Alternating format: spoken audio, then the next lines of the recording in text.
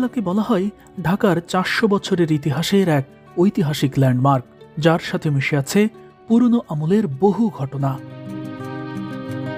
তবে এই কেল্লায় সবচেয়ে মর্মান্তিক ঘটনাটি ঘটে ১৮৫৭ সালে সিপাহী বিদ্রোহের সময়। ১৭৫৭ সালে নবাব সিরাজউদ্দৌলা ইংরেজদের কাছে পরাজিত হওয়ার পর মূলত বেঙ্গল অংশ, অর্থাৎ ভারতীয় উপমহাদেশের বেঙ্গল অংশ পারতপক্ষে ইংরেজদের হাতে চলে যায় এবং এই লালবাগ দুর্গটিও তো বেঙ্গলেরই অংশ ছিল, সুতরাং এটিও ইংরেজদের দখলেই চলে যায়। এবং যদিও তখন এই উপমহাদেশের যে সেনারা, সিপাহীরা, অর্থাৎ ভারতীয় উপমহাদেশের সিপাহীরাই এই দুর্গে অবস্থান করছিল, কিন্তু চাবি ছিল আসলে ইংরেজদের হাতে, অর্থাৎ এখানকার অস্ত্রাগার কিংবা আস্তাবল সব কিছুর নিয়ন্ত্রণ ছিল আসলে ইংরেজদের হাতে। অর্থাৎ